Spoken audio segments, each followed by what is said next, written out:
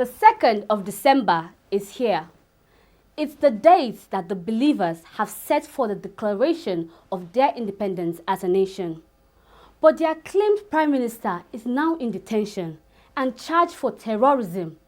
Who will step up and lead to make this declaration of Biafra a reality? Is the secession really going to happen?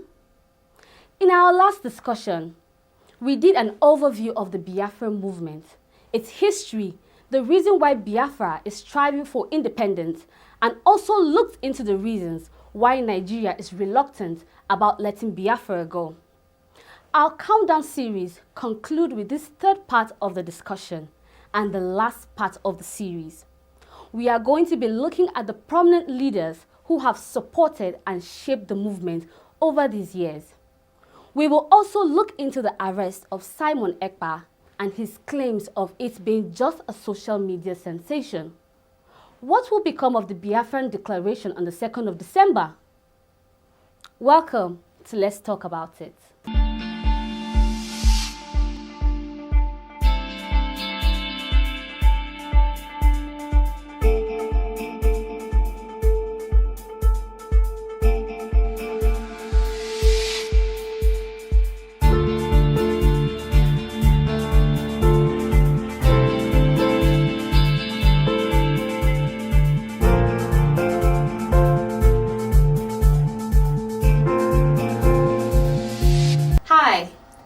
Let's talk about it. And today with me again is Grace. Hi, Grace. Hi, Abby. How are you doing? I'm good. I'm good. So today we're just going to dive into it straight. So we're going to be talking about the prominent leaders first of all. For me, I believe strongly there is no Biafra without Chukwu Emeka Odumegu Ojukwu. He is the father and the founder of everything. You know, back then in the 1960s, he was actually the governor of the eastern region. Yes. But when Biafra now gained their independence, he was the first and only president. Yes, and he actually led the Biafra throughout the civil war, the Nigerian civil war. During that time, he led them. But you know, eventually, in the heat of the moment. Yeah, he now fled on exile. He's been on exile for a long time, but he now eventually came back to Nigeria and continued the movement, funny enough. Yeah, he continued influencing the Igbo people to actually move on for their independence and all that. And I think that was a good one too. Yeah, I think it was, you know. And another prominent person, you know, that fostered this movement of Biafra is Ralph Uwazuruike. Yes. Yeah, so he is the leader of the movement of the actualization of the sovereign state of Biafra.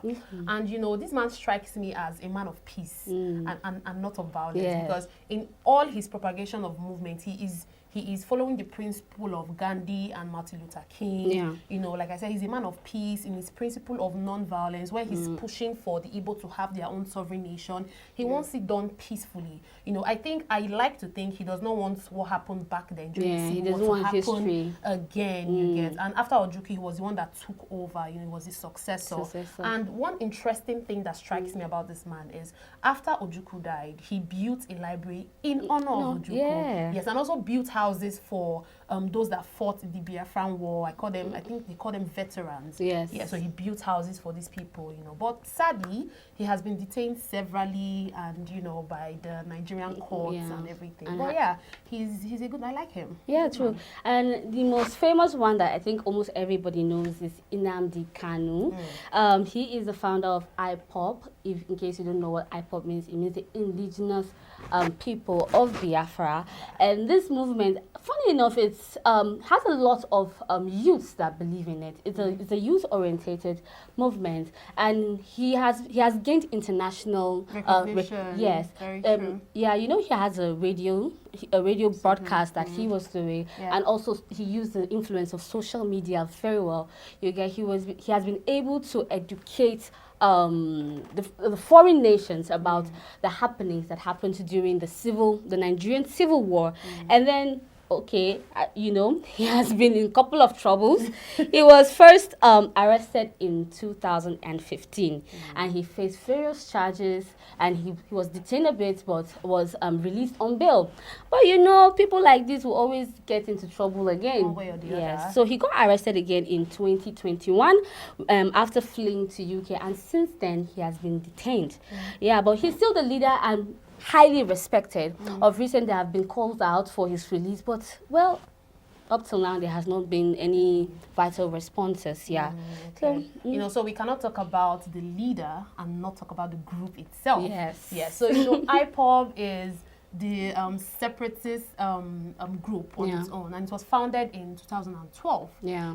So Nigerian government called this group, this organization, a terrorist group, a terrorist organization. And this IPOB, it was formed by the indigenous people, like it was formed by the Igbos, and it was formed because during the war and everything, they were trying to pick up their pieces, get their lives back together due to the frustration, the historical trauma of everything that happened. So okay, let's see what we can do, gather ourselves together in our small tribes and see how we can move on. Yeah, to like keep protect. Exactly. So one thing strikes me about these Igbo people. Right from 1970s till now, if you notice, they are still moving. Yes.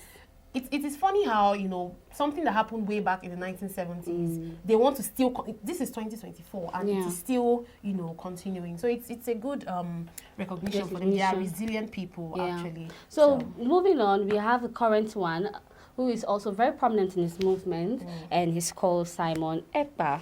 So Simon Ekpa now is not the founder of IPOB, but he's currently more like the one leading the group. And also on that, he has used the influence of social media a lot. I don't know if you follow him on X, formerly known Twitter. He's always steady. He has always been there, like advocating for the independence of the Igbos. Yeah, and then funny enough, well, he recently got arrested and is detained in Finland, yes. And he's awaiting trial. I think he's scheduled for May. Next year. Yes, May 2025. But he has actually influenced the Easterners, a lot. Like he has created a series of sit-at-homes. Yes, yes, he has created a lot of sit-at-homes in the Southeast states to form protests against the Nigerian government.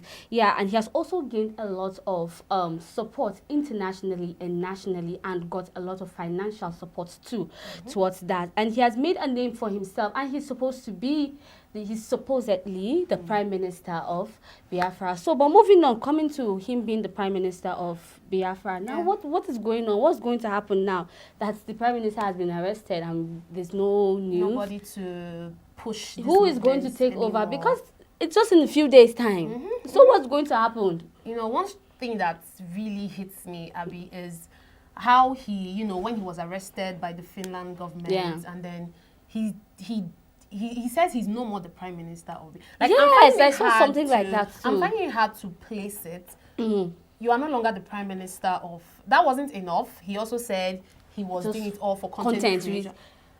Are you playing with people? Exactly, because there are a lot of people who actually believe in this movement. So if you're just a content creator, what are you now trying to say to those people that actually truly believe in it? Yeah, it just makes it look so unserious, and then the beliefs of people that, this Biafra thing is just online, it just gives them the leverage. Okay, since he said that, then okay, we can believe that it's just a social media because movement. Come to think of it, 2nd of December is just by the corner. I think we're supposed to be seeing more activities, more physical activities happening, but everything is just like based on social media. So is the whole independence thing a social media movement, or is it supposed to actually really happen? Like, I think I'm really concerned about that too. People are starting to take it really unserious. And let me just say, so I had a conversation with someone that was days back. He is from one of these southeast, but I don't want to mention the state. Okay. So we're just having a discussion about Biafra and all of that. And then he just mentioned something, by the way, and said people that are still pushing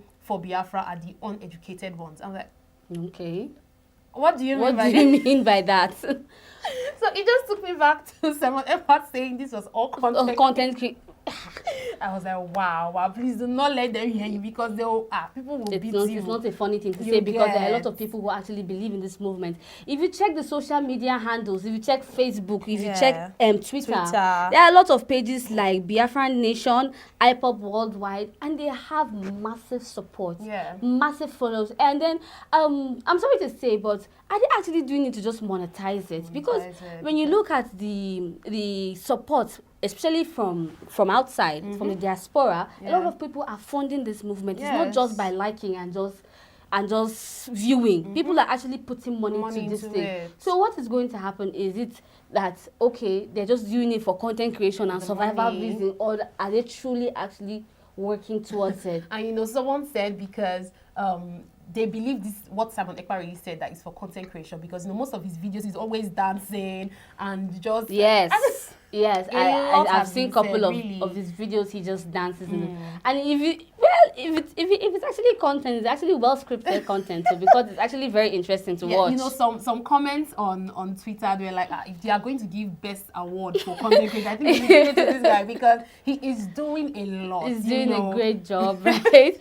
Well, we don't know much about his release or anything, so we cannot say so much about it. But for now, we hope to get more information on that, and we hope to see how the independents go. We're going to be rounding off for today. So far, we've said quite a bit of our own side. You can also drop whatever you want to say in the comment section. Don't forget to like, don't forget to share, and thanks for watching.